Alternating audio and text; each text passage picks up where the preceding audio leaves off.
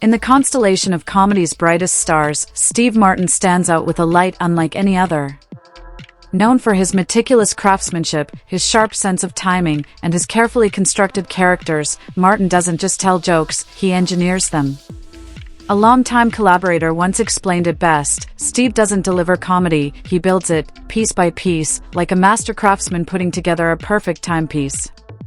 Every pause, every movement, and every word that comes out of his mouth is deliberate. This level of precision has carried him from his early days as the wild and crazy guy to his later years as a sophisticated actor, respected writer, and accomplished musician. Yet, this same perfectionism has also brought him into conflict with performers whose approaches differ wildly from his own.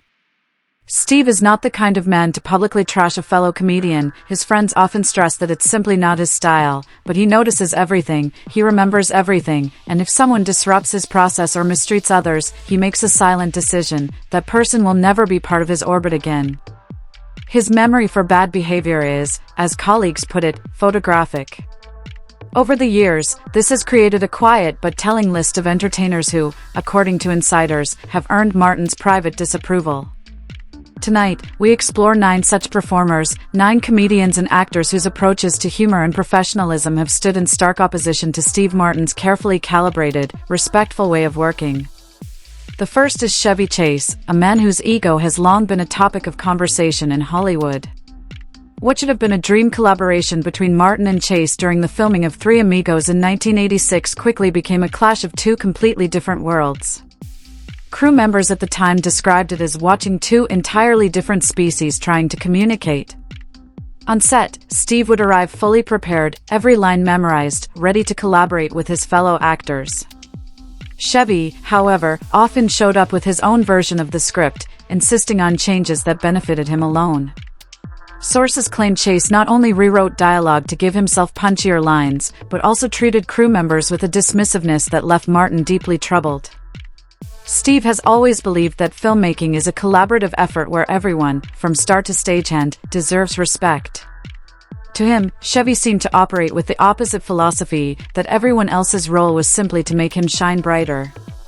The tension built until one particularly difficult day on set when Chase allegedly demanded script changes that undermined the ensemble. Frustrated, Martin reportedly turned to director John Landis and quipped, "If ego was money, Chevy could buy Wall Street." What bothered Steve most wasn't just Chase's arrogance, it was how his behavior dragged down everyone else. As one director explained, "Steve once told me that great comedians elevate everyone around them." He felt Chevy did the exact opposite. Though the 2 maintained smiles in public, Martin never collaborated with Chase again. In rare private moments, Steve allegedly described Chase as a comedy genius with no soul behind it, a devastating judgment coming from a man as measured as Martin. The second clash came with Jim Carrey, a performer whose manic energy stood in sharp contrast to Martin's precision. Their alleged tension came to a head in the mid-1990s during an awards show. Carrey was giving an acceptance speech that went wildly over its allotted time, spinning into chaos. Scheduled to present the next award, Martin tried to defuse the moment by stepping onto the stage with a handmade sign reading "Wrap it up." It was meant as a gentle joke about timing, but those in the room said Carrey took it personally, interpreting it as a harsh critique. "The whole temperature of the room shifted," recalled one attendee. While the 2 remained cordial in public, insiders say Martin found Carrey's frenetic style exhausting. He once compared working with him to doing calculus in a blender. To Steve, comedy is a conversation. It requires listening, timing, and giving space. Carrey, in his eyes, performed like an attention vampire, hijacking every moment with relentless energy that suffocated everyone else in the scene. It wasn't that Martin didn't respect Carrey's talent, he absolutely did, but he believed their philosophies of comedy were so different that meaningful collaboration was impossible. Opportunities arose to pair the 2 in films, but Martin turned them down, unwilling to enter a creative partnership he believed would collapse under such differences. The third point of conflict came with Bette Midler, whom Martin reportedly clashed with at a charity gala in the early 1990s. The evening was meant to be a carefully balanced blend of comedy and fundraising, and Martin had worked with writers to shape a program that honored both goals.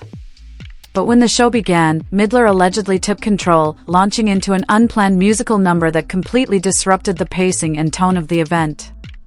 Witnesses said Martin was visibly shaken by the unannounced change.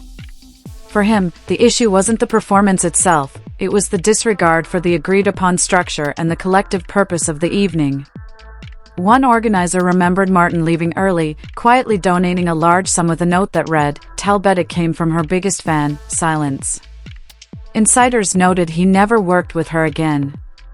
To Steve, the evening revealed what he described as performative narcissism disguised as generosity, using a charity stage primarily as a vehicle for self-promotion.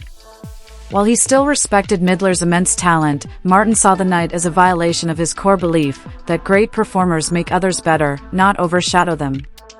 Bill Murray became the fourth name on Martin's quiet blacklist. The two allegedly fell out during a live television appearance in the 1980s. Martin had prepared meticulously, as always, but Murray showed up late, uninterested, and determined to improvise. Once on air, Murray reportedly mocked Martin mid-performance and deliberately threw off his timing. For Steve, it wasn't brilliant spontaneity, explained one writer, it was sabotage.